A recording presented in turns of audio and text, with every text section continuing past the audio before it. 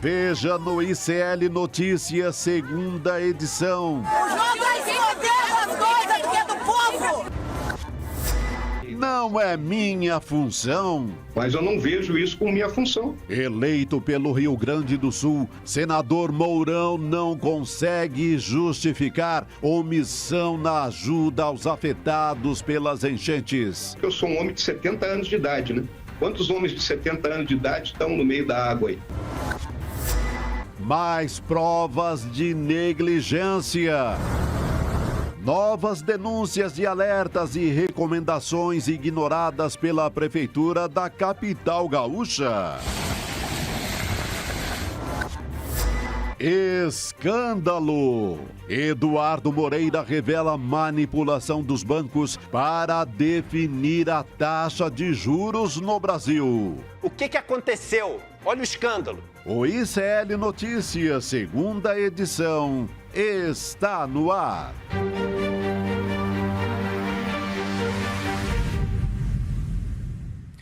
Alô, comunidade do ICL Notícias, boa noite a todas e todos que nos acompanham na nossa formação, a mesma formação de ontem aqui no ICL Notícias, segunda edição. Bem-vindo mais uma vez. Chico Pinheiro, um prazer tê-lo aqui com a gente. Olha, se isso aqui fosse de música, eu chamaria de trio parada dura, porque essa aqui é a parada dura. A bacharada, né, Chico? Como o você fala. técnico manteve o time e tal, para jogar na sexta-feira. Manteve o mesmo time no dia seguinte, Chico. E eu vim aqui uniformizado, ó, boné do ICL, camiseta ali, ó, vamos botar ali, camiseta do Graças a Deus, hoje é sexta-feira, é vida que segue, com o meu nome. Só que hoje no dia certo, hein, No Chico? dia certo. E aqui é o seguinte, você gostou, boné, camiseta? Vai na lojinha do ICL, tá lá, souicl.com.br. É isso, Chico Sá. Tô vendendo. Nós três aqui uniformizados, 2 anos do ICL Notícias. 2 anos, rapaz. Eu tava desde o primeiro, desde ali, bati o centro, estamos aqui. Fundador. Graças a Deus. Gente, Graças a nós Deus. vamos falar de assuntos importantes. Eu vou pedir licença, eu vou até o telão hoje aqui fazer a abertura do nosso ICL Notícias, segunda edição. Nós vamos começar falando da extrema-direita. A extrema-direita que gosta de passar vergonha, né? Passou vergonha outro dia com o Haddad lá na Câmara. O Kim Kataguiri tentou provocar, levou, apanhou. O Abílio Brunini também. Enfim, o Haddad passou o rodo geral ali na extrema-direita na Câmara, mas eles não cansaram ainda de passar vergonha. Vamos começar com a Carla Zambelli, aquela que a ministra Carmen Lúcia diz que, em vez de inteligência artificial, denota uma desinteligência natural. Gente do céu, olha a postagem que ela fez. Em inglês, uma tentativa de pedir socorro para o Elon Musk. Tá aqui, eu vou direto para a tradução, porque o inglês da Carla Zambelli... Elon Musk, please, look again at Brazil. Look again at Brazil. Parece letra de música. Olhe novamente para o Brasil. Você iniciou uma revolução contra o mal no Brasil. Mas depois que parou de tuitar, todos os processos recomeçaram. Ela acha que ela está sendo processada porque o Elon Musk não está dando apoio a ela. Anteontem eu dei marcha atrás pela segunda vez. Não foi ela que deu marcha atrás, o Supremo que transformou ela em ré. É diferente, né? É marcha ré, né? É, por pura perseguição. Parece que estamos vivendo no inferno. Ajude-nos. Ajude-nos. Help us. Help us, diz a Carla Zambelli.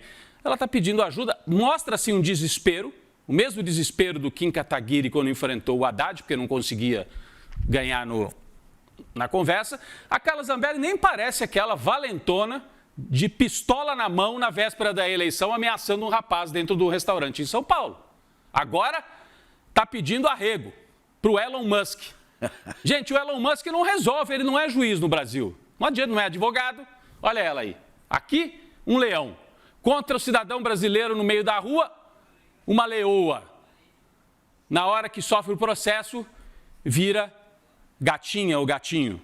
Gatinha... Não dá, é demais. Mas, de qualquer maneira, passou vergonha, mostra o desespero.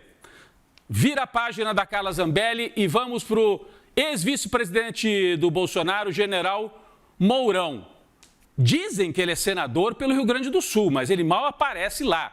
Prefere passear por Copacabana, Rio de Janeiro, jogo do Flamengo e tal. Hoje ele foi cobrado numa rádio gaúcha, na Rádio Gaúcha, aliás, né? A repórter, a apresentadora, disse, escuta, senador, por que o senhor não aparece aqui? As pessoas estão no meio da rua. Quem pode está ajudando. O senhor é senador. Ninguém está entendendo. Estou dando espaço para o senhor se explicar. E sabe qual foi a resposta dele, Chico? Qual? Olha, não é a minha função ajudar as pessoas. Vamos ler aqui, ó. Vamos lembrar que eu sou um homem de 70 anos de idade. Quantos homens de 70 anos de idade estão no meio da água aí? Vocês disseram que tem alguém da minha idade salvando gente, mas eu não vejo isso como minha função. Eu estaria tendo um desvio de função. É essa a minha visão. Ele deixou os jornalistas da Rádio Gaúcha, que é uma rádio conservadora, né, próxima da direita lá no Rio Grande do Sul, muito irritados, o Mourão. Só volta, por favor, na primeira postagem ali do Mourão, só para eu comentar mais uma coisinha. Aí, né? E as pessoas lembraram. Porque ele perguntou, tem gente de 70 anos no meio da água? Provavelmente não. Mas não é só dentro da água que você ajuda, Mourão. Não se faça de idiota, se é que você não é. O ex-governador Olívio Dutra tem mais de 80 anos. E foi lá, claro que o Olívio Dutra não vai nadar, não vai salvar ninguém a nado, né, Chico? As pessoas têm noção do ridículo. Mas está aí ajudando como pode, né? Vai lá, a presença nos abrigos, fazendo comida, né, dando apoio, inclusive moral, apoio à presença física, dizer, eu estou aqui com vocês, permanecer, ouvir. O presidente Lula não entrou no meio da água, não foi fazer papagaiada. Quem foi para o meio da água foi o Eduardo Bolsonaro andar de jet ski, que também não ajuda nada. Então, Mourão, corta essa. Você ficou queimado com essa história no Rio Grande do Sul e foi dar uma entrevista, está mal acostumado, porque a mídia gaúcha é uma mídia alinhada com a direita, mas eu acho que nesse caso passou da dose, porque todo mundo, seja de direita ou de esquerda, está sentindo muito, porque é uma tragédia sem precedentes no Rio Grande do Sul. Então, também passou vergonha e nas redes uma série de memes, Chico. Olha aqui os memes, ó. Senador Mourão, votamos em você, ajuda nós. Ele bate na mãozinha, não é a minha função, valeu? Vamos para a próxima. Esse é um meme. O outro, não é a função e eu tenho mais de 70 anos. Vamos lembrar que eu sou um homem de 70 anos, mas anda de bicicleta em Brasília, corre exibindo esse físico ali para os fotógrafos. Esse é o Mourão de 70 anos. A segunda vez que eu vejo ele usando a idade como desculpa. Nesse caso das águas do Rio Grande do Sul e na compra do Viagra.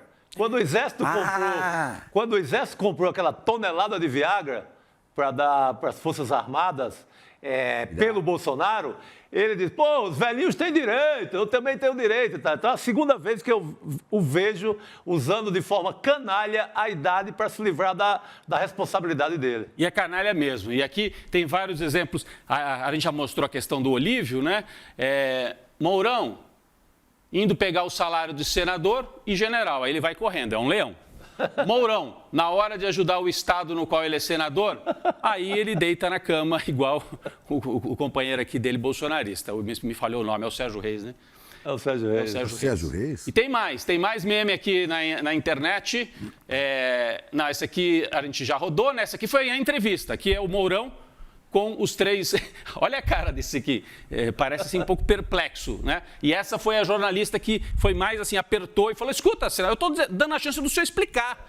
E ele, em vez de explicar, falando, não é a minha função, vamos tratar de outro assunto. Tem mais aqui, Mourão, vamos ajudar o Rio Grande do Sul? Ele foi mal, eu sou idoso, não posso ajudar.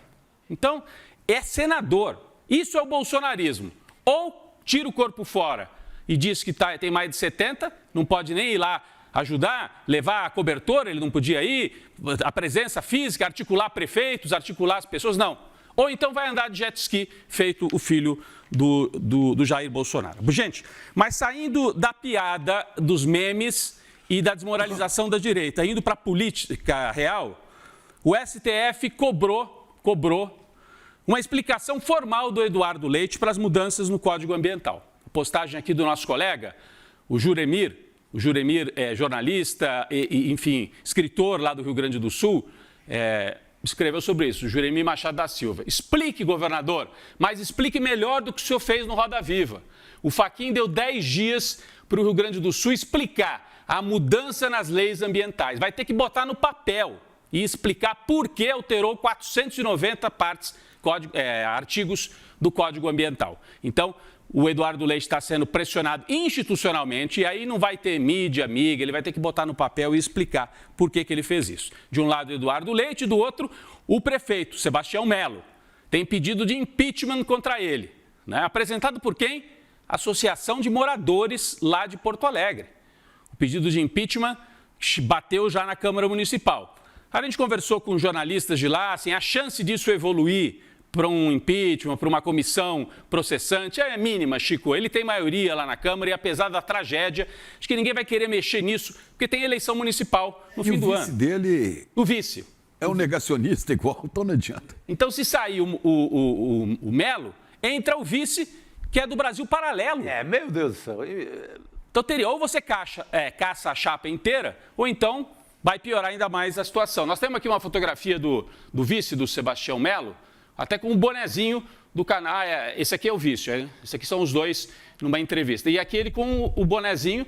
Da não democracia é só aquele... paralela, né? Do Estado paralelo, da mentira. Da realidade paralela. Ele com o bonezinho desse canal, e não é só que ele usa o bonezinho, ele é um apresentador e esse canal, entre outras coisas, propaga vídeos com tons negacionistas em relação à vacina, em relação à história, ataca personagens brasileiros, né? Fez documentários para aquela versão de direita, né? Para atacar Paulo Freire, atacar outros personagens, Maria da Penha. Então, é um canal nessa linha. E também do negacionismo climático. Vou chamar o ministro Haddad para ele. Era bom. Vice, a Terra é redonda, entendeu? A Terra é redonda. Continua sendo redonda, o senhor goste ou não. Ou não disso. Bom, são chances pequenas, então, desse impeachment avançar, mas é uma resposta política da população que votou no Sebastião Melo. Vamos lembrar que a adversária era a Manuela Dávila, e ele fez campanha dizendo que a Manuela Dávila ia transformar o Brasil em Venezuela, o gaúcho ia ter que comer carne de cachorro, né? Aquelas barbaridades. Essa coisa da carne de cachorro fez um estrago no Brasil inteiro. Que coisa impressionante. No Brasil todo. Elegeu a canalha inteira por medo de comer carne de cachorro. Pelo amor de Deus, acredita-se em cada coisa. Porque diz que a China, o povo comia carne de cachorro. Bom, a China é o país que mais cresce no, né? É o país que mais cresce no mundo. A Coreia do Sul comia carne de cachorro também. Enfim, então, esse é o homem que está à frente de Porto Alegre, tendo feito uma campanha desse tipo, né? Mais tarde nós vamos voltar com a Cristina Serra, que vai trazer detalhes sobre as responsabilidades do Sebastião Melo. Não cuidou das comportas, não cuidou do muro ali que protege o centro de Porto Alegre, não cuidou do sistema de esgoto e da casa de bombas. Tem um documento de engenheiros gaúchos com mais de 40 assinaturas dizendo que é responsabilidade da prefeitura a falta de manutenção, e isso agravou. Não é que, gente, choveu muito, ninguém está negando que houve chuva torrencial e que alguma enchente, algum estrago aconteceria. Mas o centro de Porto Alegre tinha condição de estar mais protegido se a manutenção tivesse ocorrido, porque não bateu em 6 metros, bateu em 5. E o muro e esse sistema protege até 6 metros, Chico. Então, houve negligência, não tem outro nome. Comportas que estavam semi-abertas, que estavam tortas, com manutenção ruim. Vamos voltar nesse assunto já já. Como que ele deve ser responsabilizado? Com impeachment ou na urna? Que está aí. Por isso que eles querem adiar a eleição. Por isso que querem adiar. Eduardo Leite já começou com isso de adiar a eleição. Porque pode tomar uma surra lá em Porto Alegre e em outras cidades ali do entorno, na Grande Porto Alegre. Vamos voltar já já a falar de chuva, tem muita imagem. Hoje foi um dia de frio, caiu a temperatura, previsão de geada no fim de semana em algumas partes do Rio Grande do Sul e temperatura caindo, enfim, o desconforto completo para o povo, principalmente de Porto Alegre, mas também no interior do estado. Nós vamos falar já já, vamos trazer mais imagens disso, mas agora eu queria abrir espaço aqui para a gente falar de um assunto que é o centro da disputa política e econômica no Brasil. Fica todo mundo assim olhando, taxa de juros, parece um papo que interessa. Isso é discussão de banqueiro, de economista, mexe com a gente. E como é que se define taxa de juros no Brasil? O Banco Central se reúne, tem lá 9, 10 diretores, e eles baseiam a decisão deles, se vai manter, se vai subir, se vai baixar a taxa de juros, num relatório Focus. Ou seja, eles ouvem gente do mercado, gente dos bancos, das empresas de investimento, que mandam lá, a minha previsão é que a inflação vai subir, que a inflação vai cair, que o crescimento do país vai crescer, vai baixar. Já é um absurdo, porque eles são interessados no resultado final. Eles dizem qual é o cenário futuro, com base nisso, o Banco Central decide se o juro sobe ou desce, e eles acabam sendo beneficiados se o juro sobe, por exemplo, os banqueiros, certo? Então, eles que são os beneficiados são também os que dão palpite na história. O Eduardo Moreira trouxe uma denúncia seríssima no ICL Notícias, primeira edição. O relatório Focus que ajudou a definir a última reunião do Banco Central, tem indício de fraude ou de algo esquisito, de manipulação no mínimo. Manipulação, acho que é a palavra correta. Vamos ouvir o Eduardo Moreira, a explicação que ele deu no ICL Notícias primeira edição, depois nós vamos voltar e falar um pouquinho mais sobre isso aqui. Isso aqui é o relatório do Focus no dia 22/4, um mês atrás, e no dia 17/5. Expectativas para variação da inflação. 2025, 2026, 2027, 2028. Qual era a mínima expectativa para 2026? 3. Qual é a mínima para hoje? 3. Qual era a mediana? 3,5. Qual era a mediana? Perto de 3,5. Qual era a média? 3,54. A média aumentou bastante. Mas calma aí. Os outros se mantiveram. Então não foram todos os analistas que pioraram. O que aconteceu? Olha o escândalo. Algum ou alguns bancos pegaram e meteram 8% de inflação só para puxar a média para cima e fazer confusão no mercado. Será que ficou bem claro, Chico, o que aconteceu aqui? Alguns bancos, ouvidos no relatório Focus, jogaram para 8% a previsão de inflação, sendo que no mês anterior a previsão estava de 4%. De um mês para o outro, dobrar a previsão, tem alguma coisa esquisita aí, né? Rodrigo, quem tacou esse 8% aí, ele é beneficiado com anonimato. Esse voto é anônimo, assim, são 130, o agente financeiro, dono de banco, a turma toda da Faria Lima, não é de outro lugar, é da Faria Lima. Não é minha família lá do mercado do Pirajá, que depende de comprar as coisas todo dia e depende da questão do juro baixo, não. É a turma da Faria Lima. Então, algum iluminado beneficiado com esse anonimato, você não vai saber quem é. Taca lá 8%, envenena o mercado, passa a imagem de que o Haddad está conduzindo de forma errada a economia, causa um estrago medonho. Olha, hoje o Edu Moreira, hoje de manhã, chegou a falar que o ICL entrar com um pedido com base na Lei de Acesso à Informação para saber quem são esses caras. São 130. São 130 figurinhas, economistas, analistas, ligados certamente ao mercado financeiro, que definem isso. E depois quem ganha? Aos bancos, os grandes investidores. Eles mesmos. Eles mesmos. Queremos saber quem é que... Eles que fazem o tal Boletim Focus. Olha aqui, o André Roncalha, boa, professor da Unifesp, né, participa com a gente aqui muitas vezes do ICL.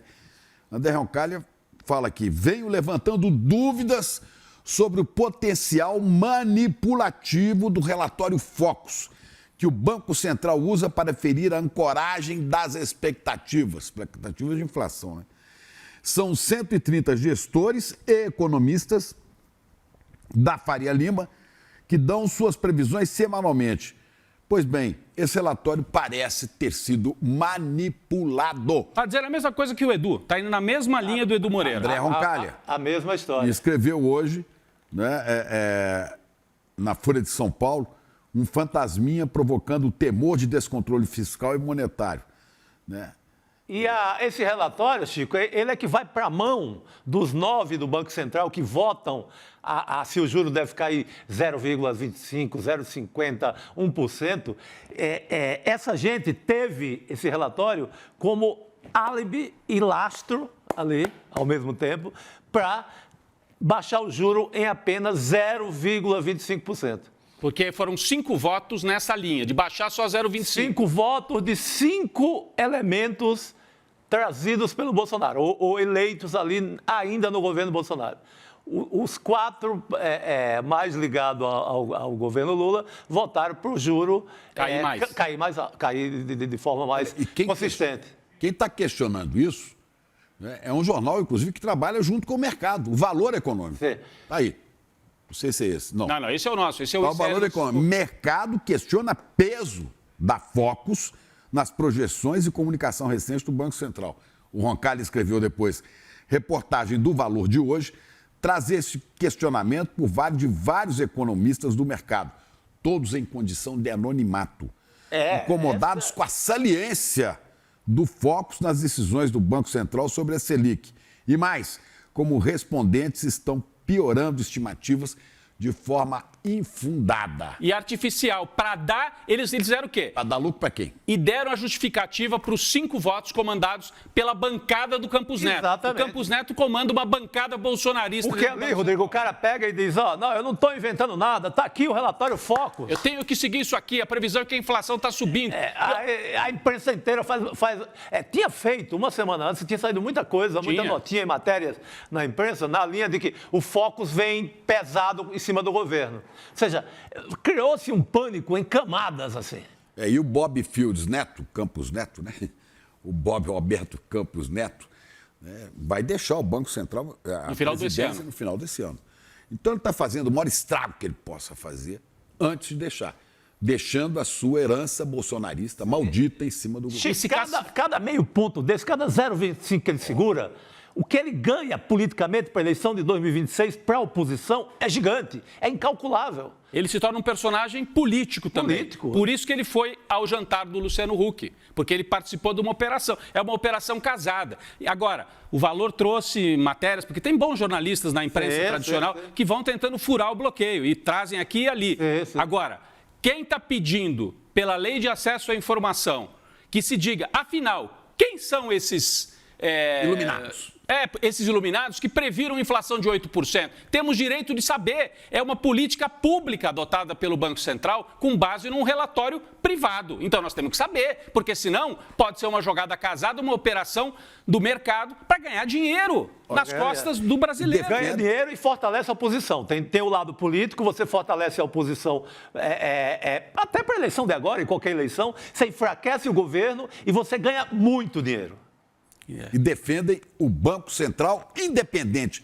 Independente de quem, Carrapada? Dependente dos bolsonaristas. Total. É isso, sabotador, Banco Central, sabotador da política econômica do governo. Então, eu acho assim, o ICL tem esse papel super importante, porque tem bons jornalistas, a gente não tem dúvida, no Valor Econômico, no Globo, na Folha, no Estadão, mas os donos dos jornais não querem. Escuta, eu vou pedir lá a informação. Não mexa com isso, meu filho. No jornal funciona assim, né? Às vezes o repórter até faz sem avisar, depois a matéria também é bloqueada. Ou coloca ali no meio da matéria, aí já toca fogo ali porque alguém vai atrás e pelo menos cumpre a missão de jornalista dele, né? Mas quem pode fazer institucionalmente um pedido desse, comandar e dar esse alarme, é o ICL, que não tem patrocínio de banco, não está com o rabo preso com banco. Então, Eduardo Moreira trouxe esse debate no ICL Notícias Primeira Edição e nós estamos trazendo aqui, e olha, daqui a pouco vamos voltar a esse tema com o Luiz Nassif ainda ao longo do programa. O Nassif, um dos jornalistas mais experientes na área de economia, acho que o mais experiente ao lado do Kupfer, né? Os dois decanos aí do jornalismo econômico no Brasil. Vai conversar com a gente, Chico, e trazer mais detalhes sobre isso, que parece ser um escândalo de manipulação dentro do Banco Central. E hoje, inclusive, é aniversário do Luiz Nassif, ele que vai nos dar o presente da explicação disso tudo. Muito bom. Daqui a pouquinho, eu queria aproveitar e avisar, a Gabi Varela não está aqui mais uma vez porque está tratando de uma gripe forte que pegou aqui algumas pessoas da equipe. Segunda-feira, certamente, a Gabi estará de volta. Um beijo para ela, que certamente deve estar nos acompanhando. Chico. Aí, Gabi. Beijo, Gabi. Um beijo. Vamos tocar adiante aqui. Olha, previsão de mais chuvas no Rio Grande do Sul. Em meio ao caos, destruição, muito lixo, voltou a chover hoje em Porto Alegre e em todo o estado do Rio Grande do Sul. Ontem já tinha sido aquele problemão que a gente viu. Pior, com o avanço de uma frente fria, a previsão é de temperatura gelada por lá. A gente tem algumas imagens aí, isso é no interior do estado, né?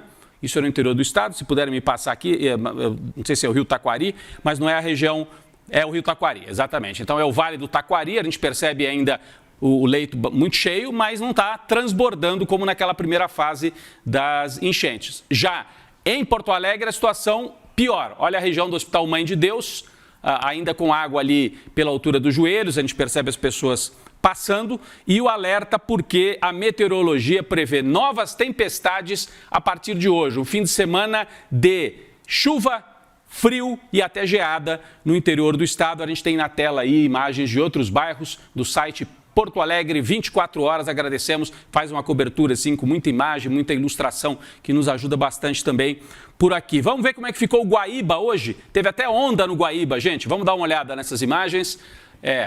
O Guaíba ali, isso me parece que é ali na zona sul de Porto Alegre, ali na região de Ipanema para frente ali, né? Um pouquinho mais afastado do centro de Porto Alegre. ondas que vão ameaçando e vão invadindo a avenida na beira ali do Guaíba.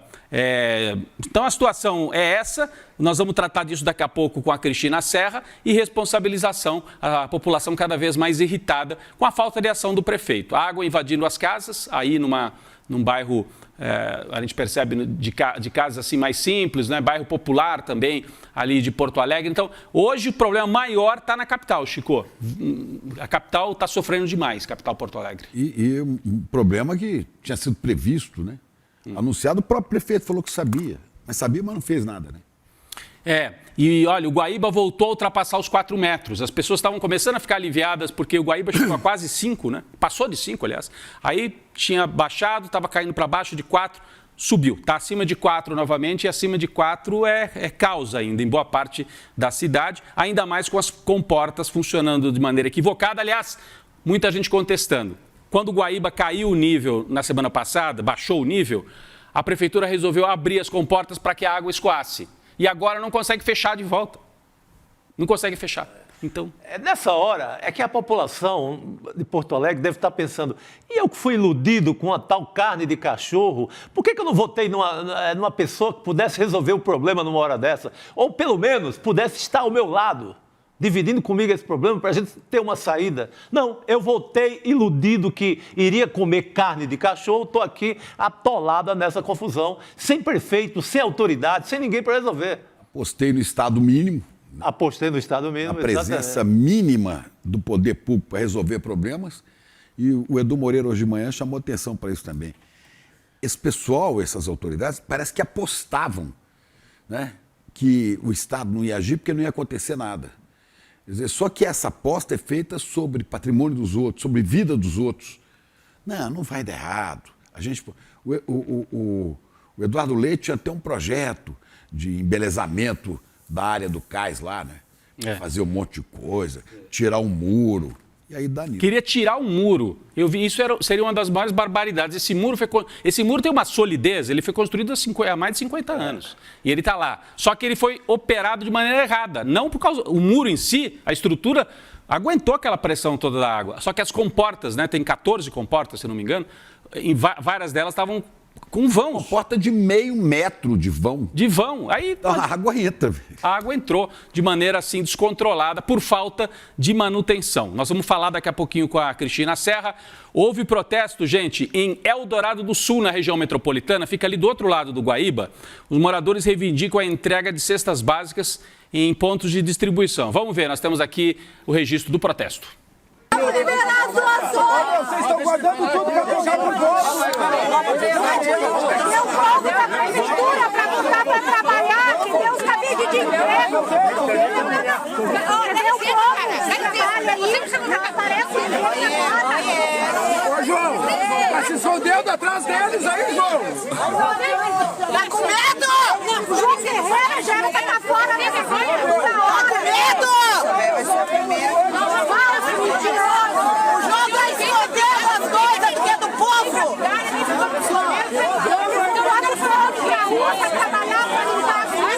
Tem que apoiar!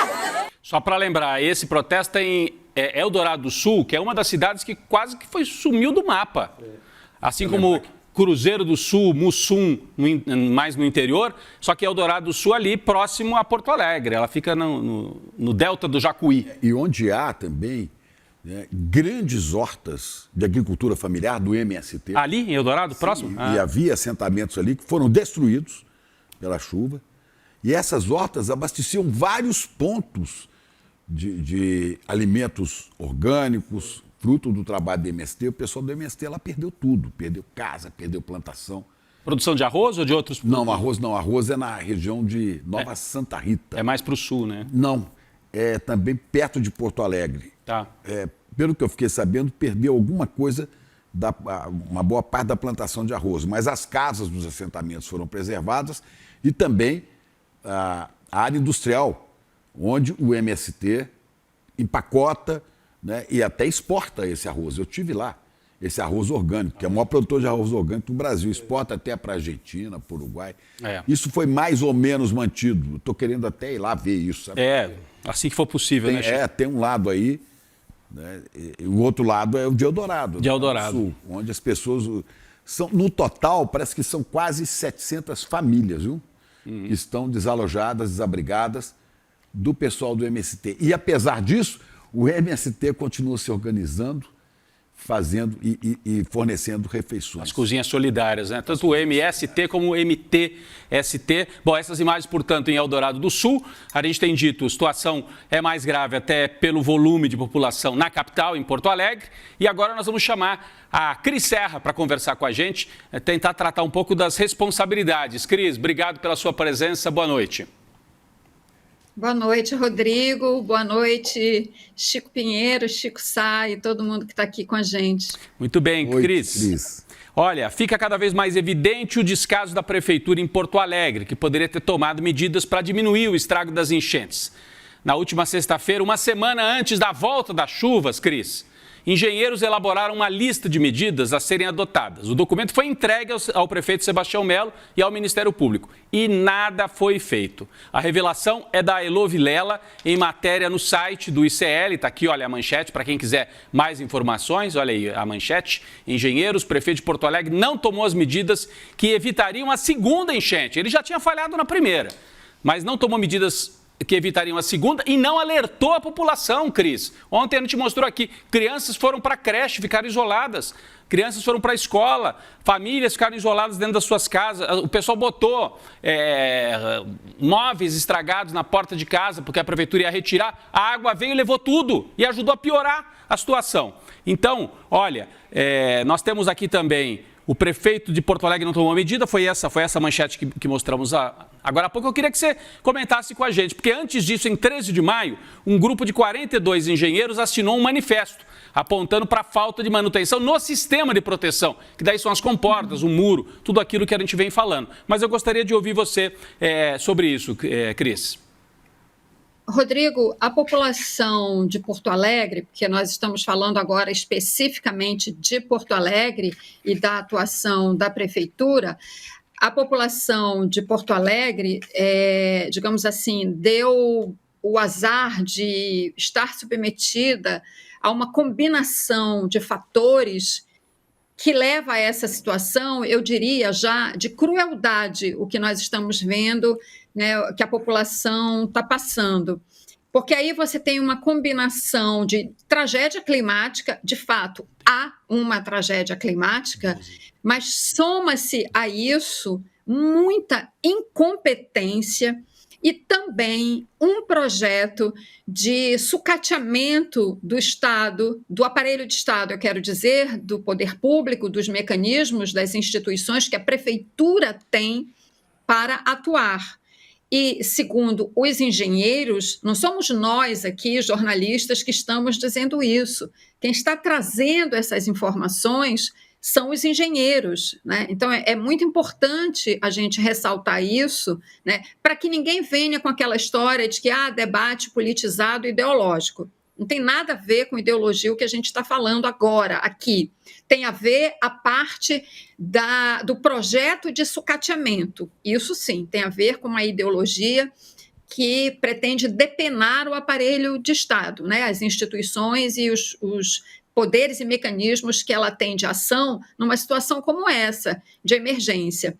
Tem também a incompetência, como eu falei, e isso fica claro nas manifestações, nos documentos que os engenheiros apresentaram. Tanto esse manifesto, como os engenheiros ouvidos na reportagem da Elo Vilela, né? A gente tem aí um problema muito claro, né, não só no sistema de comporta e de comportas e de drenagem, carente de manutenção, né? É o que os engenheiros denunciam. É um problema sério também de manutenção no Departamento Municipal de Água e Esgoto.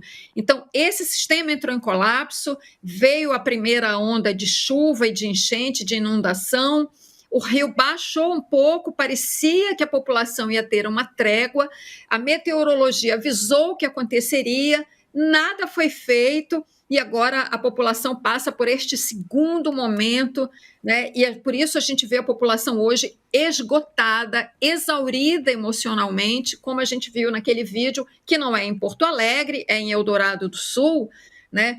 Mas a gente pode dizer com bastante certeza, né, que em Porto Alegre as pessoas já estão à beira também de um esgotamento nervoso. Eu falo isso com certeza porque tenho parentes em Porto Alegre, tenho amigos lá, e esses são os relatos que nos chegam de desolação, de uma sensação de abandono diante de um poder público completamente incompetente, né, diante dessa tragédia que a gente está vendo. Já são 20 dias, mais de 20 dias, né? Não é possível que isso se repita dessa forma. Então, com perdão da imagem que eu vou usar, é a tempestade perfeita, né? Um projeto de sucateamento, de depenar o Estado, somado com muita incompetência e com a tragédia climática. Ô, Cris, só que já vou passar para os Chicos falarem aqui, mas entre as medidas sugeridas pelos engenheiros e que não foram adotadas pelo Sebastião Melo da primeira tempestade até agora, mergulhadores para consertar os diques não foram acionados. Ferrugem e borracha nos diques não foram solucionadas. Bombas não funcionaram. E lembrando que Porto Alegre tem 68 quilômetros de diques. É por isso que o John Wurding, um dos engenheiros ouvidos pela Heloísa Vilela, disse a seguinte frase. A gente tem aqui o destaque da frase que ele falou aqui na matéria que a gente trouxe agora há pouco. O sistema todo falhou. Está difícil para a prefeitura assumir que existe um colapso geral. Ela blinda a real situação. Isso é um engenheiro ambiental, não é uma liderança do PSOL, do PT, Chico Pinheiro e Chico Sá. Rodrigo, Cris, Xará, eu acho que o Sebastião Melo ele tem provado agora, coletiva atrás de coletiva, que ele não tem condições técnicas, nem morais, nem políticas de governar a cidade nesse momento.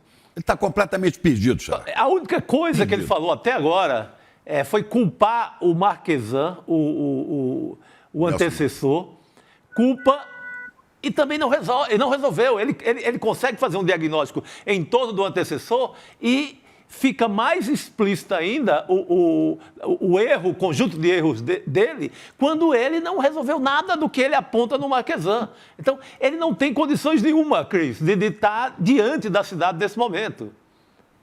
Eu não sei politicamente qual seria a saída. O ideal seria a renúncia, mas pelo ideal visto... para quem, né? Não teremos. Não teremos renúncia. Mas o vice dele, Chico, o vice dele é pior ainda. Eu sei, mas né? seja o que for. Então não adianta. Sai, testa o outro, cai de novo. Não, o que adianta é chegar logo outubro, né? Não dá para... E que não haja chuva em setembro, como teve ano passado. Aí é o ideal. Em outubro, e que a população do Rio Grande do Sul vote no novo prefeito. Né? Não do novo, hein?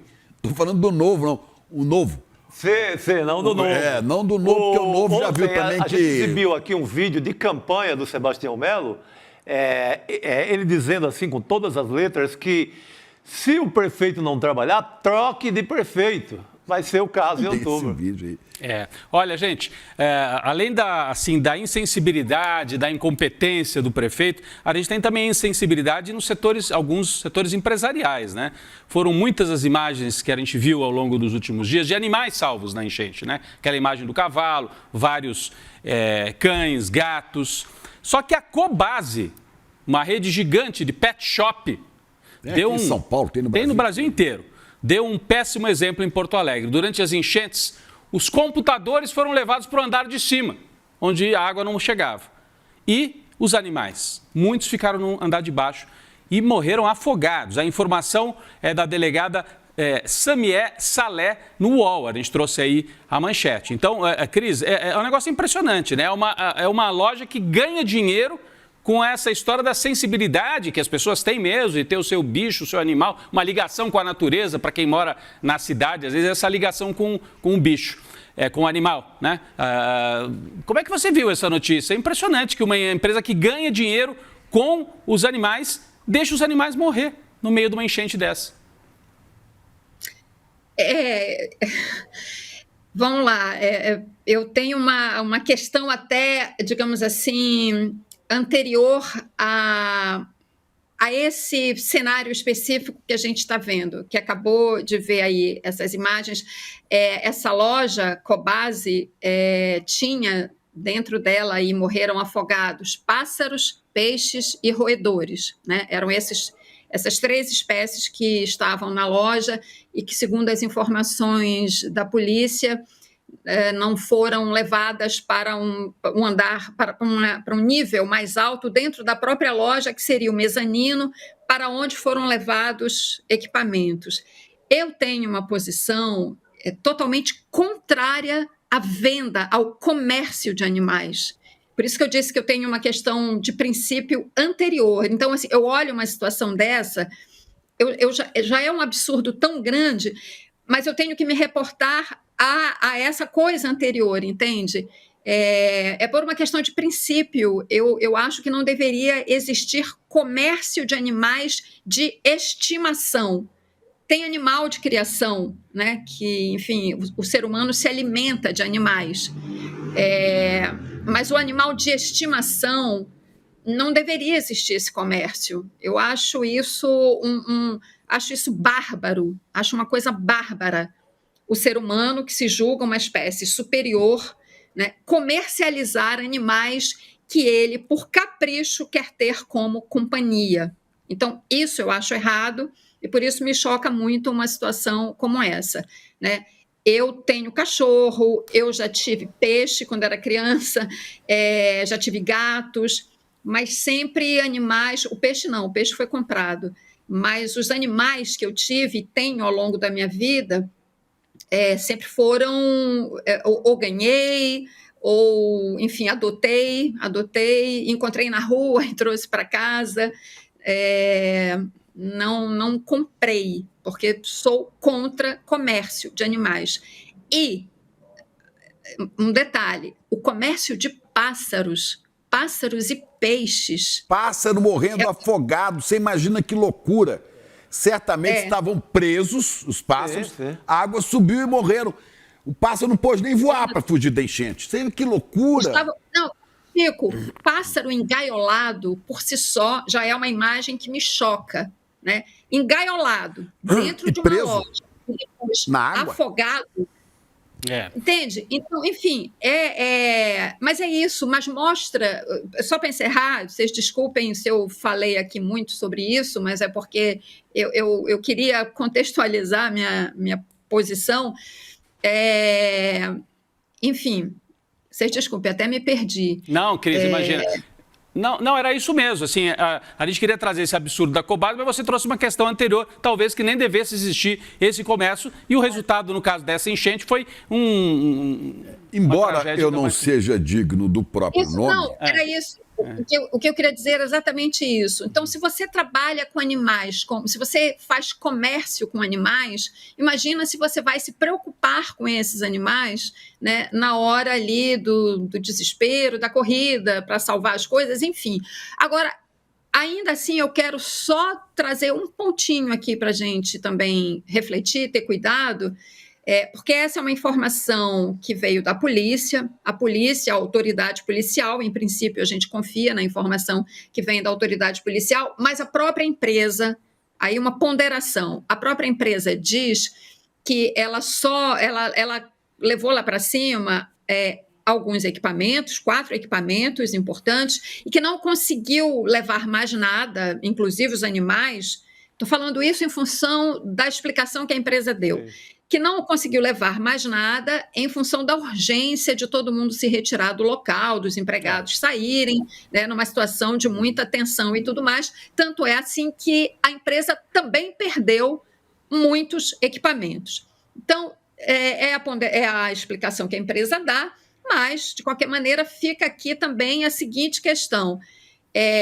Chegaram a levar 4 grandes equipamentos para o mezanino. Por que não levar primeiro os animais e deixar os equipamentos para depois? Enfim, a gente sabe que uma situação como essa é um atropelo, né? As pessoas tomam decisões ali, às vezes, né, atabalhoadamente, enfim. Mas eram essas as ponderações que eu queria trazer. Muito bem. A gente tem imagens de agora há pouco, durante a tarde, de como é que está o Paço Municipal no centro de Porto Alegre para ter uma dimensão da situação. Nesse momento, assim, o centro de Porto Alegre tem partes assim lindas, né? Ali onde tem o mercado, depois você sobe um pouco, tem ali a área da Assembleia Legislativa. Essa não foi atingida pela chuva, mas a parte baixa ali, né? O mercado, é essa área que está atingida no Paço Municipal. Continua com muita água, então a gente percebe que vai ser um fim de semana longo, difícil e frio para os gaúchos que vivem na capital do estado. Chico. Eu queria só dar um pitaco ali nessa questão dos animais. Falando longe de ser digno do meu próprio nome, que me chamo Chico Pinheiro, mas é Francisco de Assis. Né? O santo dos animais. Eu não sou santo, nem sou dos animais. Né? Mas eu fico pensando o seguinte, o ser humano que não cuida e que maltrata animais, jamais vai cuidar. Você acredita que esse ser humano vai cuidar de outro ser humano? Provavelmente não. Se ele maltrata animal, ele tem o coração ruim, sabe? Quando você vê essas tragédias, a primeira coisa que você viu aí, das famílias se salvando, foram crianças sendo salvas e animais nos telhados, animais desesperados. Né? Me lembrou, e eu citei hoje de manhã, porque a mim me comove muito, é da minha geração, é lá dos anos 70, uma música do The Carpenters, não sei se vocês se lembram, Bless the beasts and the children. Abençoe as feras, os animais e as crianças. Eu vou ler só um pedacinho aqui. Né? É uma espécie de uma oração. Procurem aí, Carpenters. Bless the beasts and the children. Abençoe as feras e as crianças, pois neste mundo elas não têm voz, elas não têm escolha. Abençoe as feras e as crianças, porque o mundo não poderá nunca ser o mundo que eles veem. Ilumine os seus caminhos quando a escuridão cercar. Dê-lhes amor, faça-o brilhar ao redor deles. Abençoe as feras e as crianças, dê-lhes proteção para as tempestades. Mantenha-os salvos, mantenha-os aquecidos. E isso com a melodia lindíssima, né? Quer dizer, é uma oração por esses dois tipos de vida que são os mais fragilizados nesse momento. São as crianças que não sabem o que está acontecendo, e os animais que não sabem. É o caramelo em cima do telhado, são os cachorrinhos tentando subir no telhado e não conseguem. E milhares que morreram, né? Porque nessa hora, você procura, as empresas estão preocupadas com patrimônio, com computadores, com não sei o que, cachorro. Essa empresa acabou de fazer uma fusão com outra gigante, ela está preocupada com as cifras que a gente vê no noticiário econômico e não com... Eu recomendo Carpenters. Bless gostava muito do Carpenters. É a dica de sexta-feira aqui do Chico Pinheiro. Bom, eu queria agradecer... Fala, Cris, você queria completar, né? Tem até os Carpenters aí no ar, é isso, Chico? A produção foi rápida. Emocionante. Banda maravilhosa. Fala, Cris, você queria completar? Eu só queria lembrar também que o Gandhi tem uma frase sobre isso. Eu não lembro exatamente a frase, mas o que ele diz é que você consegue medir ou avaliar o grau você consegue avaliar o nível civilizatório de uma sociedade pela maneira como ela trata os animais. É isso. A grandeza de uma nação, nos diz aqui o Ricardo, que é um estudioso, o Ricardo, nosso editor, um estudioso e um admirador também do Gandhi. Cris, obrigado pela sua participação aqui ao vivo, mais uma vez com a gente, sempre às sextas-feiras aqui no ICL Notícias, segunda edição. Até a próxima, um bom fim de semana para você. E o Irucumaçaca. Peraí, deixa só a Cris se despedir, Chico. Sim. Desculpa. Obrigado, Cris. Tchau, gente. Bom domingo. Beijo, bom fim de semana. Valeu. Obrigado. Porque eu estou vendo aqui o Irucumaçaca, lembrando que além das crianças, dos animais, tem os idosos. É isso também. Não, na moral não, eu estou falando de idosos que estão lá, que estão envoltos na enchente. Mas valeu. Desculpe. Tchau, Cris. Obrigado, Cris. Obrigado, querida. Muito bem. Bom, gente, nós vamos aqui mudar um pouquinho de assunto, porque tem uma denúncia seríssima trazida pelo jornalista Paulo Motorim. E envolve a extrema-direita. Nós começamos aqui o programa falando como a extrema-direita passa vergonha nos últimos dias no Brasil. Seja o o Kim Kataguiri apanhando lá do Haddad, seja a Carla Zambelli pedindo ajuda para o Elon Musk, seja agora o Mourão fugindo. Ele deu uma de general camuflado, só que ele está camuflado para não ter que atuar ali para ajudar os gaúchos que o elegeram na enchente. Então, boa noite, Motorim. Você vem falar de um outro aspecto da extrema-direita, que não é a extrema-direita passando vergonha, mas passando grana para lá e para cá. Boa noite, eu vou aqui fazer um resumo da tua matéria e da tua denúncia, você depois explica aqui pra gente, tá bom? Boa noite. Combinado, boa noite, pode ir lá, Rodrigo. Vamos lá, uma reportagem do Intercept ajudou a levantar a hashtag Bananinha Corrupto no Twitter. Olha aí, ó. É que o Partido Liberal, a legenda da família Bolsonaro, do ex-presidente, dos filhos, repassou recursos do fundo partidário para um sócio de Eduardo Bolsonaro. Está aí a manchete. PL usa fundo partidário para pagar sócio de Eduardo e organizador do CEPAC no Brasil. O que é o CEPAC? É aquela organização de extrema-direita que faz as reuniões do Milei, do Chega português, do Vox espanhol, da Hungria, essa turma toda da extrema-direita pelo mundo. Não foi pouco dinheiro, não, o Motorim trouxe. É o que mostra a reportagem do Intercept, assinada por ele, e que conversa com a gente nesse momento. Explica pra gente qual que foi a jogada. E é legal, o Partido Liberal pode mandar esse dinheiro para o amigo do Eduardo Bolsonaro, para o sócio, para financiar encontros internacionais da extrema-direita? Boa noite de novo, Motorim. Boa noite, Rodrigo. Boa noite, Chico Pinheiro, Chico Sá. Uma honra estar aqui com vocês.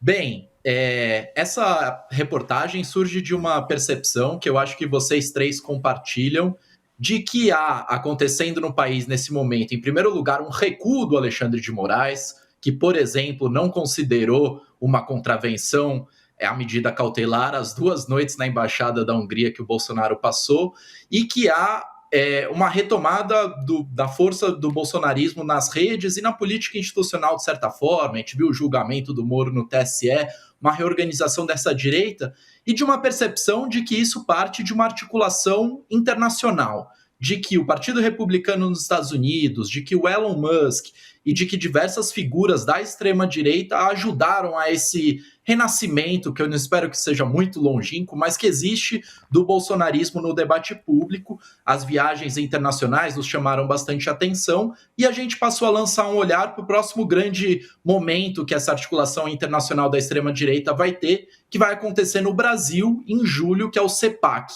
que é esse, como você disse, um encontro internacional da extrema-direita que reúne grandes líderes políticos. Ele vai acontecer em julho, em Balneário Camboriú, em Santa Catarina, e a gente foi tentar entender como que a extrema-direita estava organizando recursos para organizar um evento tão grandioso. A gente sabe que eles têm uma rede de empresários que desde o início do bolsonarismo está muito alinhada, financiando, mas tentamos ali com a lupa tentar descobrir como que eles estão organizando. A gente já está acompanhando várias publicações nas redes sociais, convidados confirmados, e fomos seguir esse dinheiro, né? E encontramos na prestação de contas do Partido Liberal, partido do Bolsonaro, um pagamento de 160 mil para Sérgio Cabral Santana, que é sócio do Eduardo Bolsonaro em uma ONG, que, vejam só vocês a ironia, a sigla é ICL, mas não tem nada a ver com ICL, obviamente, é o Instituto Conservador Liberal, que é um instituto criado pelo Eduardo Bolsonaro, que tem como principal incumbência, praticamente a única coisa que esse instituto faz é organizar o CEPAC desde 2021, ele acontece no Brasil desde 2019, mas em 2021 essa organização toma conta, e a pessoa que divide com o Eduardo Bolsonaro a sociedade, o comando desse instituto é esse Sérgio Santana, que recebeu esse pagamento, a título de consultoria jurídica. Ou seja, você perguntou se tem alguma ilegalidade ali. Teoricamente, o fundo eleitoral ele é, né, dinheiro público e serve para as atividades cotidianas, o que é muito vago, acaba abrindo espaço para muitas coisas. O que a gente está tentando entender é se essa verba de consultoria jurídica foi mesmo para uma consultoria jurídica ou se está bancando a título de consultoria jurídica um outro tipo de serviço. Fizemos uma busca em processos judiciais, não encontramos nenhum processo em que Sérgio Santana defende o PL, E essa consultoria jurídica, perguntamos tanto para o partido quanto para o advogado, eles não souberam responder a que se presta. A nossa interpretação é de que esse dinheiro pode sim estar sendo usado para bancar esse evento que é conhecido por ataques à democracia nas edições brasileiras. Existe desde a década de 70 lá nos Estados Unidos, mas cada vez mais radicalizado a partir da emergência de novas figuras como Trump, como Milley. Então, é um evento que claramente afronta o Estado Democrático de Direito usando o dinheiro do próprio Estado, né? Então essa é a ironia que a gente tenta colocar, o partido que se diz ultraliberal, ultraconservador, usando o próprio Estado brasileiro para fazer essa articulação anti-Estado, antidemocracia. Ótimo, Paulo, parabéns por mais esse furaço aí de reportagem. Meu caro, assim, eu dei uma olhada na toda a regulamentação, a papelada da Justiça Eleitoral em relação a esse recurso, ou você encontraria um processo em que esse advogado defende o PL e tinha que ser o PL, ou é muito ilegal. É completamente absurdo, é desvio de recurso para bancar esses encontros. Teria que ter, o partido teria que justificar, não, contratamos esse advogado porque estava numa enrascada aqui eleitoral do PL e contratamos e está aqui o honorário dele, ele recebeu tanto. Se não tem isso, é uma mutreta sem tamanho. E não tem, né? Vocês não encontraram na prestação de contas, a princípio, né, Botorim? Você está financiando a extrema-direita internacional. Com dinheiro do Estado brasileiro. Pronto, é só isso. Mas é claro, as maracutaias não deixam rastros fáceis, né? Estão sempre Chico, bem escondidos. Mas é um descuido deles. Quando, sei lá, se quer fazer uma mutreta mais organizada, pega lá faz uma lavagem lá mostrando que houve uma causa jurídica que esse cara defendeu no PL. Nem isso. O que o PL responde, Motorim, para você? Qual que é a justificativa? É consultoria no genérico, assim?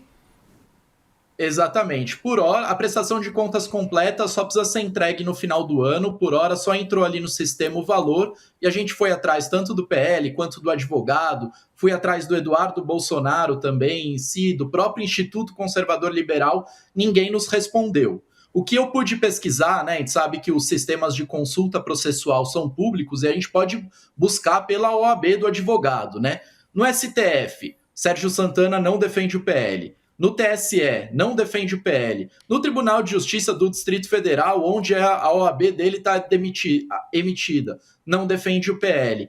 Então, a gente está começando a entender que ou uma consultoria jurídica muito específica, que eles precisam explicar, ou que, de fato, esse dinheiro está sendo usado para uma figura que passa a maior parte do tempo trabalhando para o CEPAC. Então, acho que é legal de notar, a gente vai lá nas redes do Instituto Conservador Liberal, os únicos posts são apresentados pelo Sérgio Santana, gravando vídeo, viajando o país para ir confirmando esses convidados. Então, é uma pessoa que está dedicada a esse evento radical de extrema-direita que está recebendo esse valor. Não me parece que ele tenha tempo para atuar em grandes causas. Vamos lembrar também que o PL tem como advogado, e isso a gente também pode consultar na prestação de contas, além do Fábio Van Garten, além do Dr. Paulo Cunha Bueno, que são advogados supostamente mais prestigiados, outros escritórios, especialistas em direito eleitoral, em direito partidário, que fazem sentido estar recebendo um valor grande de uma sigla. Não é o caso do Sérgio Santana,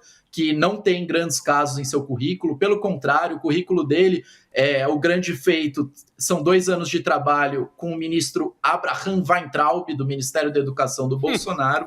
Então, não se trata de uma grande banca jurídica que poderia ajudar o partido. Pelo contrário, é o sócio do Eduardo, é alguém conectado a essas articulações internacionais tão perigosas que o ICL debate tanto aqui, né? Falo em articulação internacional, já me vem o Castro Rocha aqui na cabeça, com aquele discurso magnífico, eu não chego nem perto, mas a gente está tentando buscar pistas para que que esses nossos teóricos, como o Castro Rocha, e para que os nossos debatedores, como vocês no ICL, tenham mais elementos para a gente entender coletivamente, como sociedade, como isso está se financiando, né? É um projeto claro de ataque à democracia no Brasil, que está em curso, e o jornalismo serve um pouco para isso, né? Não, perfeito, Motorim, mas cada um tem o seu papel. Veja, você puxou uma pena e pode estar vindo uma galinha inteira. Depois o Castro Rocha vai analisar que galinha é essa. Mas quem puxou a pena é você. Então tem o trabalho do repórter e tem o trabalho do professor, do analista e da gente aqui que debate e levanta esses temas. Então parabéns pela reportagem. Vamos continuar de olho. Vamos ver se vem a mão. De repente ele dá uma explicação, mas eu estou achando que você puxou a pena e encontrou a galinha, que é o encontro da CEPAC, Chico. Paulo, mas o que você levantou é suficiente, né, para mobilizar, inclusive, o Ministério Público. O Ministério Público Eleitoral. Deveria ir atrás. O Procurador de Justiça, tendo conhecimento do que está publicado, isso é público, né, é dever dele entrar nessa história, nessa parada. E perguntar. E o Ministério Público perguntar e investigar. É isso. Ou buscar outras formas de investigação. E descobrindo que há uma maracutaia e punir os responsáveis. Pô, já vivem desse fundo público Jair Bolsonaro, Michele Bolsonaro, agora ainda estão... É como se não bastasse, com salários altíssimos. Do público. Ô, Chico, viagens bancadas.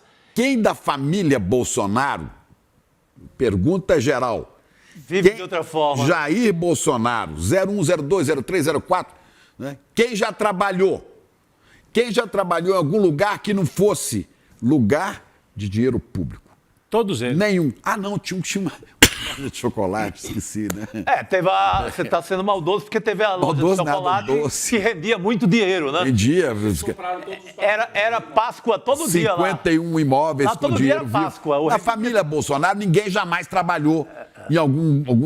Gostam muito de iniciativa privada, mas nunca trabalharam em iniciativa privada.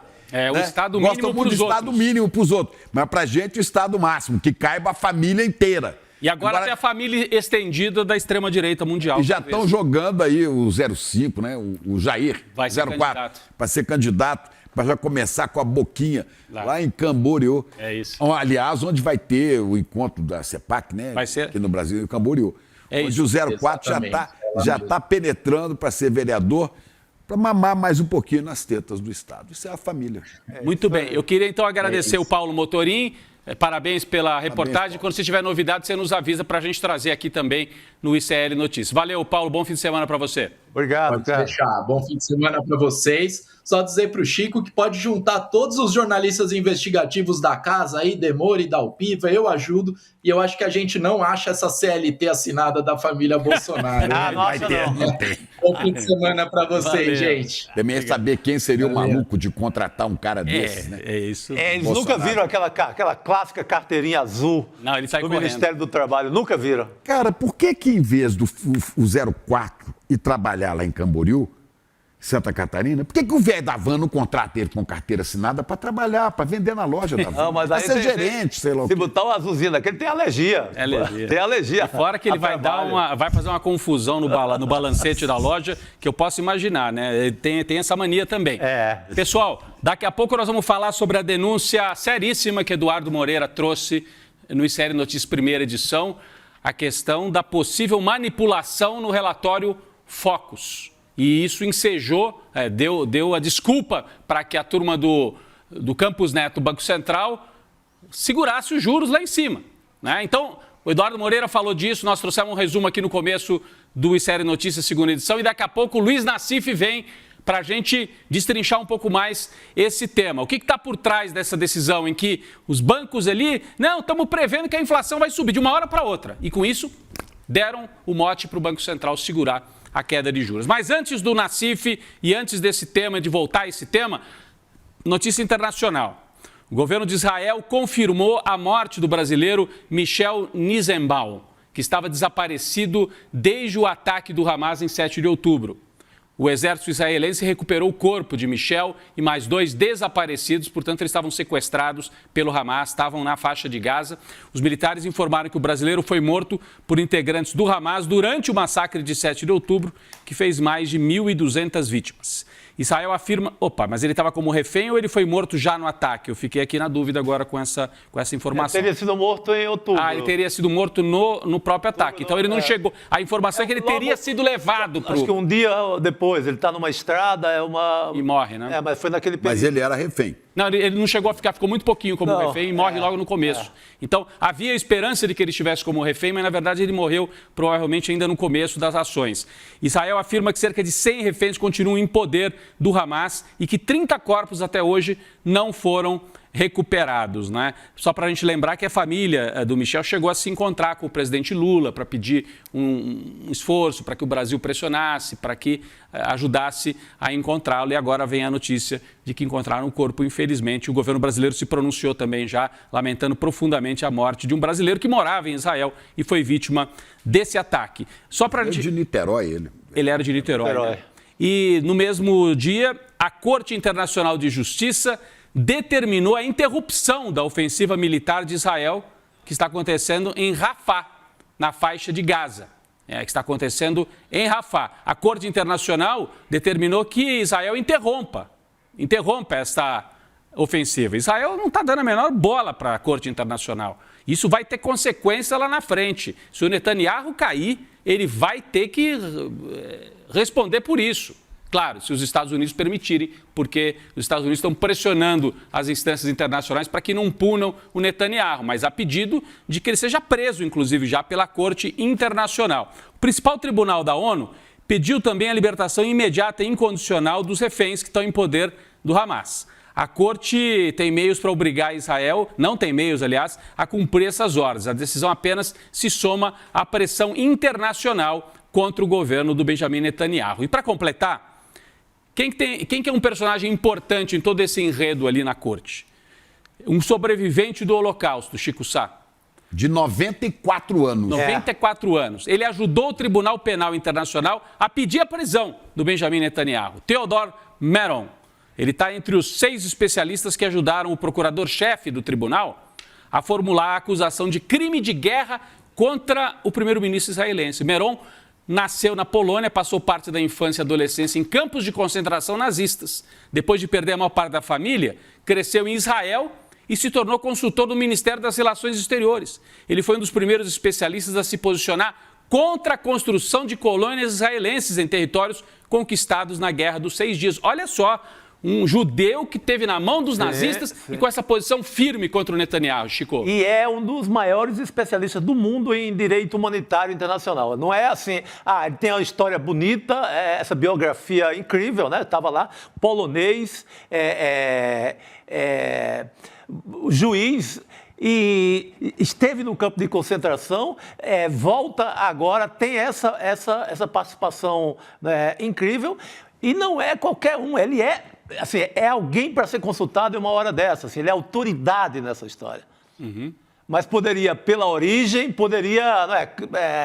no mínimo, ser... contemporizar. Ou ser moderado, digamos assim. Não, firmeza total com a história. Eu achei um personagem impressionante, né? Impressionante. Só falta Netanyahu acusá-lo de antissemitismo.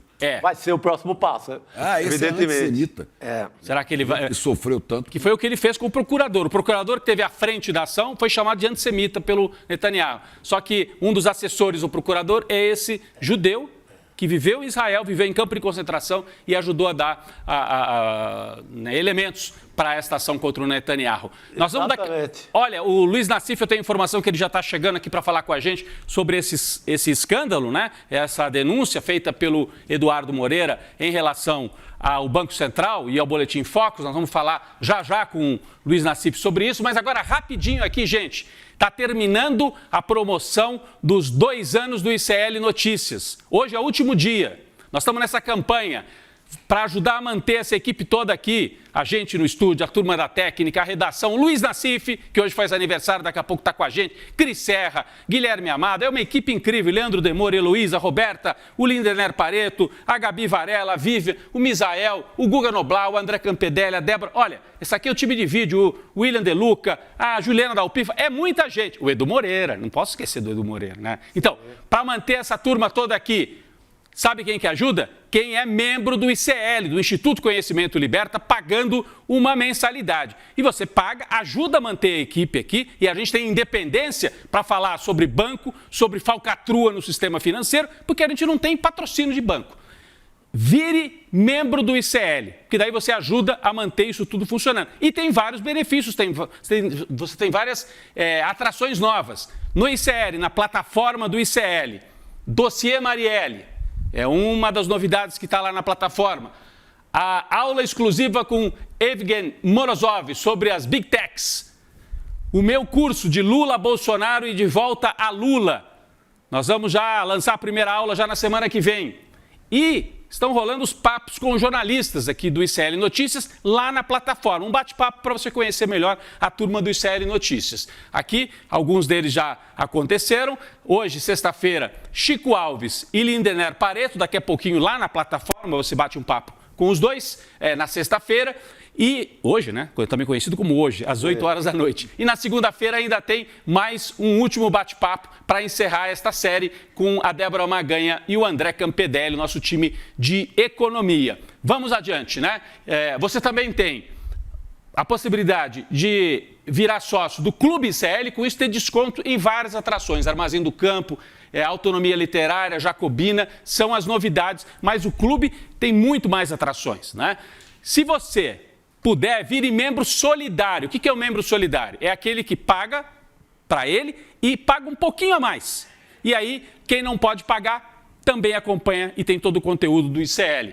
Se você virar membro solidário, hoje é o último dia, hein, para promoção. Você ganha esses presentes exclusivos aqui para novos membros solidários.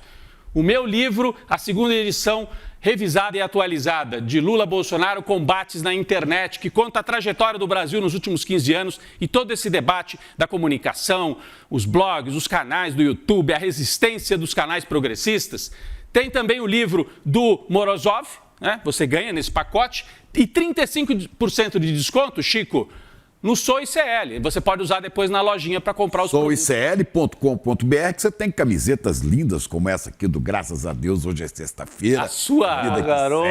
O seu bordão virou camiseta, né, Chico? Tem mais dois aí que vão sair. Vai sair a camiseta da Coragem, hoje é segunda-feira, e a camiseta Suave na Nave, no meio da semana, quarta-feira. Sensacional. Esse é o nosso querido Chico Pinheiro. Você ganha também o certificado digital de membro solidário. São os presentes exclusivos. Hoje, último dia, olha ali, QR Code na tela. Você pode aproximar o seu celular e já fazer todo o processo e virar membro solidário, se você puder. Ou então vai no icln2.com.br, icln2.com.br e também vira membro aqui do ICL. Vamos aqui para a nossa última tela, aqui só para a gente encerrar. Com isso, a gente faz o chamado para que você aproveite esse último dia, já essa aqui é a última, que você aproveite esse último dia comemorando os 2 anos do ICL Notícias e que venham muitos outros anos aqui do ICL Notícias e também do ICL com tanto conteúdo para que você possa aproveitar nos momentos em que você não está acompanhando o nosso noticiário, claro, né, Chico? Claro.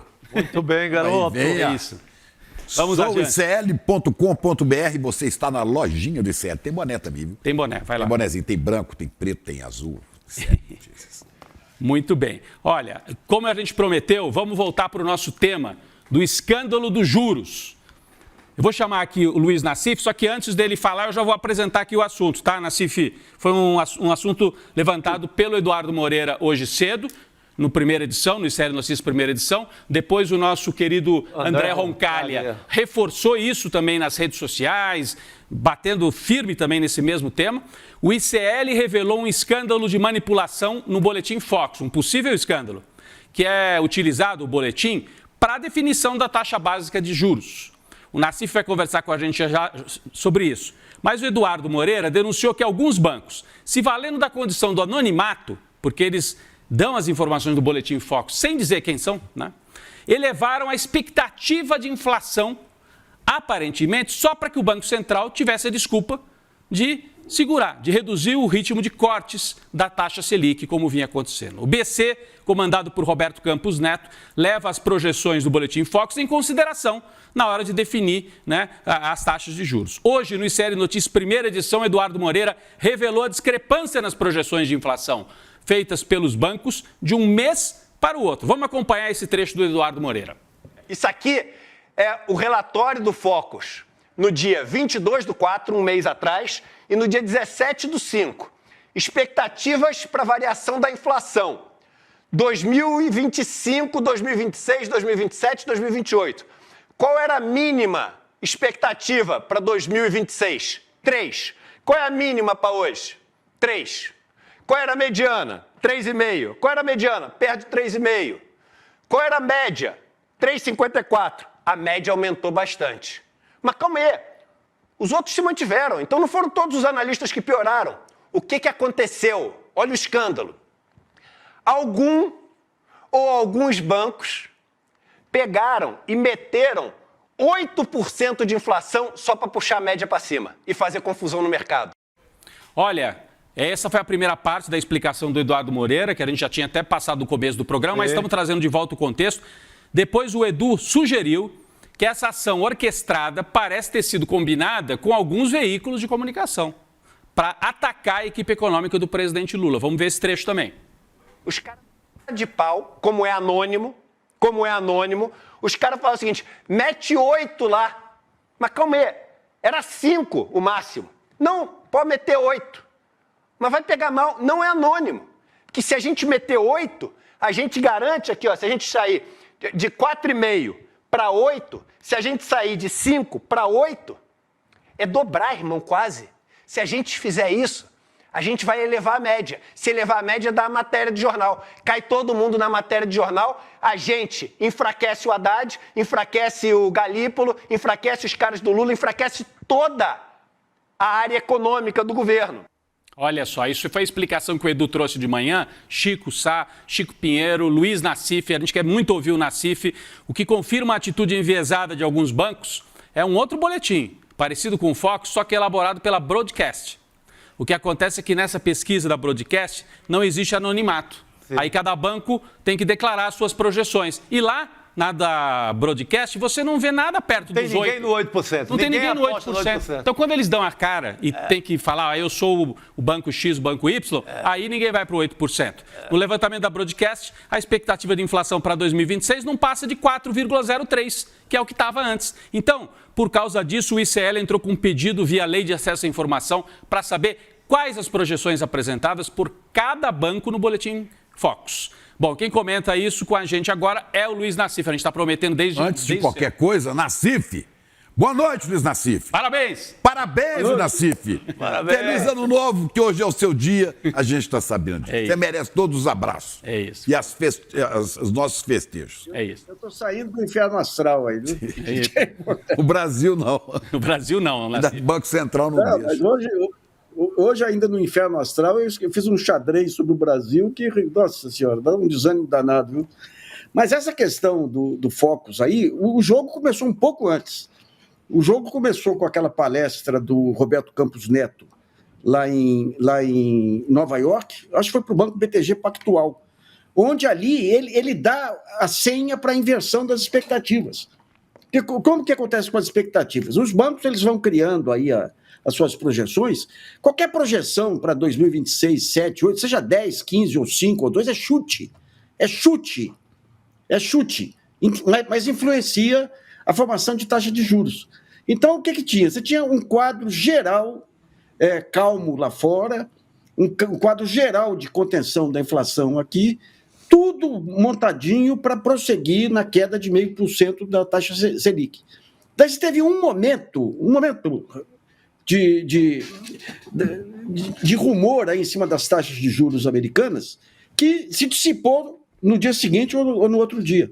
O Campos aproveitou esse momento para traçar um quadro não otimista da situação.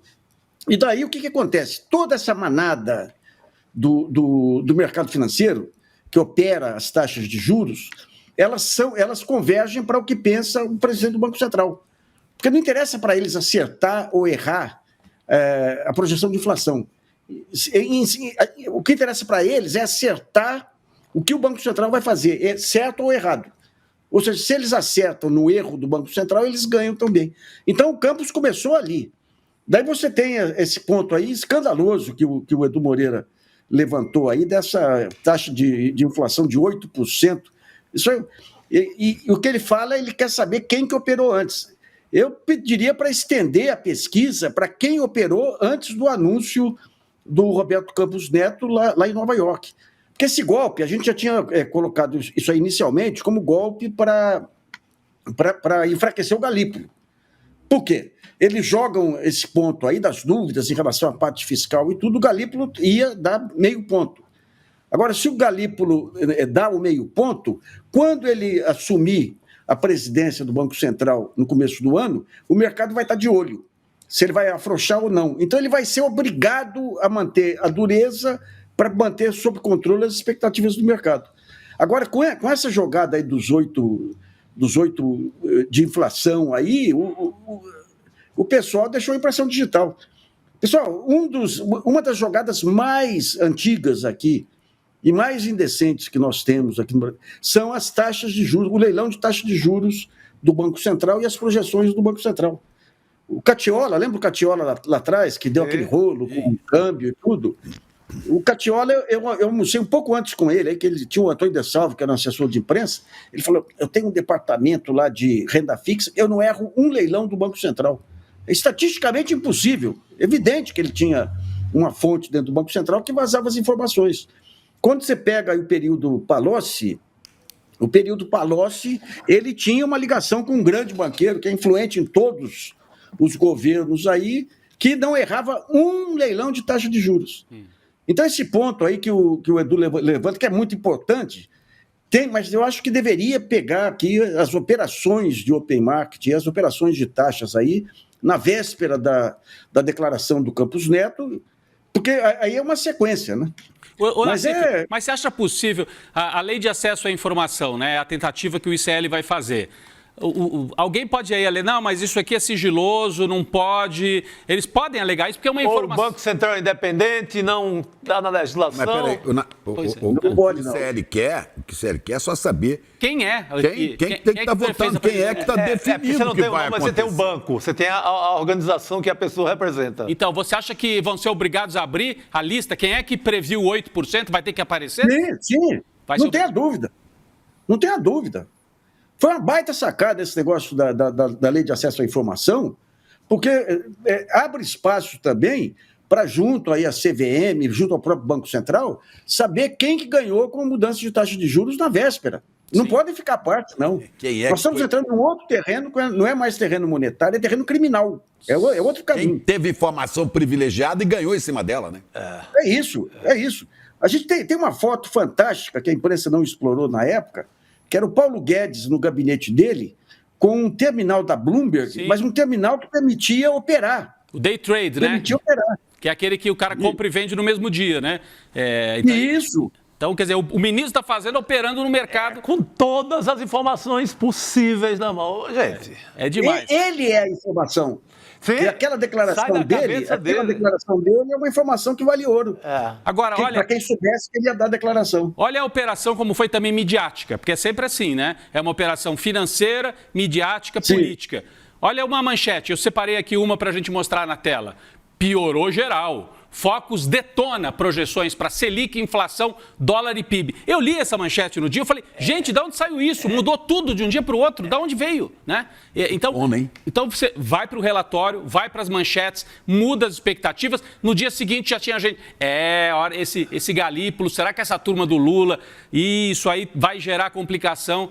E agora temos também a outra imagem a qual o Nassif fez referência, que é o Paulo Guedes operando. Boa. Né? Operando com o terminal ali dentro. Mas não é uma operação também midiática, Nassif? A gente que acompanha isso há tanto tempo, né? Como é que essas operações são feitas? É sempre um jogo com várias pontas, né? Mas digamos aí, aí é para desdobramento político, né? Porque o mercado ele tem os canais de comunicação deles aí, e você tem os grandes players aí. Você tem um mercado que tem muitos atores, mas você tem poucos players aí que ganham dinheiro em cima disso. Você tem um tal de Sulzberger aí, que tem um fundo verde aí, o cara é o mago, que não perde uma, não perde isso, não perde aquilo. Pergunta se ele vai para ações. Não vai. Ele fica em câmbio e taxa de juros, porque você tem esse controle absoluto, você tem a cumplicidade do Banco Central. Mais que isso, do presidente do Banco Central. Em outros momentos você tinha insiders lá, técnicos que passavam informação e tudo aí. Agora não, agora você tem do presidente do Banco Central. Aliás, é escandaloso faz tempo, sabe? Você tinha reuniões aqui e de outros, o Ilan também tinha isso, reuniões fechadas com operadores em São Paulo e tudo. Não tem cabimento um negócio desse. Não tem cabimento. O Campos Neto não pegava o telefone e ligava para o André Esteves, vamos dar o nome aqui. Ligava para o André Esteves. O André é o cara. É o cara. E eu acho até que esse do Palocci que você citou é o André Esteves também, não é isso? Eu imagino, né? Mas, enfim... Ele está com 10 ações em cima de mim, então eu vou me abster de falar. Não, então eu estou falando assim, mas eu estou falando, deixa o Palocci para lá. No caso do Campos Neto e do André Esteves, está comprovado. Eles conversavam. Ligavam. O que você acha, André Esteves, o que você acha da taxa de juros? Subiu? Tá bom ou não tá bom? Quanto é que você quer? Só faltou perguntar, quanto que você quer? Tá bom para você? Não falta mais nada, né, Chico? Então... A revelação dessa fala, nos Estados Unidos, já dava um processo em cima do presidente do Fed lá. Pois é. Aqui, a gente entrou num grau de permissividade, aí, principalmente em área financeira, que é de país, com todo o respeito, é de país africano, rapaz. Não tem. Nos Estados Unidos, eles têm um monte de... Mas, digamos, esses insiders, essas cumplicidades, essa falta de... esse contato direto de uma autoridade monetária com alguém de mercado, isso aí dá ação judicial. Bom, vamos ver se pela lei de acesso à informação a gente consegue essa informação. Eu já citei aqui uma vez hoje, né? E eu acho que aí, tenho certeza que comportaria uma ação do Ministério Público, né? Uma ação de procuradores para investigar isso. Porque isso fere o interesse coletivo. Fere tudo. Claro. Tem desdobramento. Não é meramente aí um palpite que eu dou. É um palpite para alterar um instrumento que serve de base para uma taxa de juros que afeta toda a economia. O país inteiro. olha, o papel do Ministério Público zelar, fiscalizar para o bem do interesse coletivo. Né? Ele é fiscal da lei e tem que zelar pelo interesse coletivo. Desculpa, é que eu tenho a informação que o nosso editor Rogério Pacheco Jordão acaba de passar, falando em Campos Neto operando. Olha a informação que chega aqui. A alta dos alimentos devido à tragédia climática no Rio Grande do Sul pode levar o Brasil a ter uma inflação mais elevada do que o esperado. A declaração foi feita, adivinha por quem? Pelo presidente do Banco Central, Roberto Campos Neto, durante um seminário na FGV. A informação é do Globo, acabou de sair. Então ele continua operando nessa mesma... a culpa agora é do Rio Grande do Sul. O Rio Grande do Sul. E você viu... Tem outra coisa. O arroz. O arroz vai ficar caríssimo. Aí o governo fala que vai importar arroz, os caras, não, tem estoque aqui.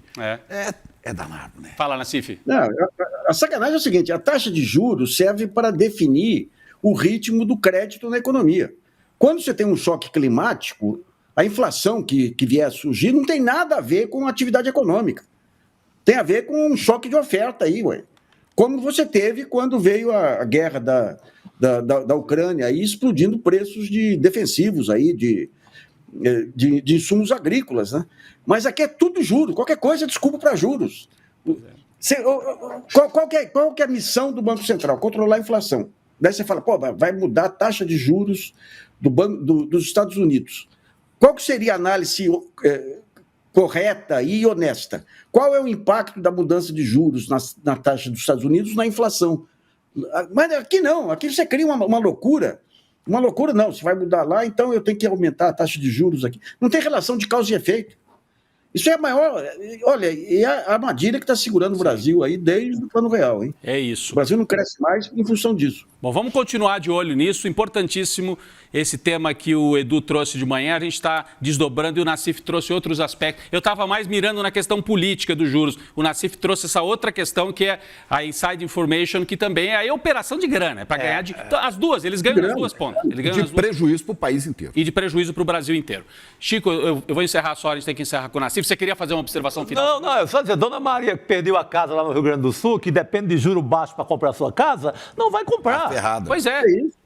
Ou seja, se subir o preço não tem nada a ver com a demanda, quer dizer, não é os juros. Mas, enfim, é um jogo que está muito claro que eles estão jogando aqui e a gente está percebendo. Tem gente que percebe, tá bom? Sim.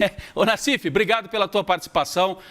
Parabéns. Prazer, espero que seja uma noite aí de música, como você gosta, além da economia e do jornalismo. Valeu. A gente tem fase de contenção aqui por conta uma tragédia, mas vem toda filharada, vem aí. Que bom. Mas pega o seu bandolim, toque aquele chorinho, né? E o Brasil merece. Estou voltando ao Chorinho a partir de amanhã num bar aí que me convidaram. Opa! Conta aí pra gente ir, viu? Pode contar. Pode isso aí. Valeu, Nassif. Boa noite. Obrigado. Um abraço aí, pessoal. Valeu.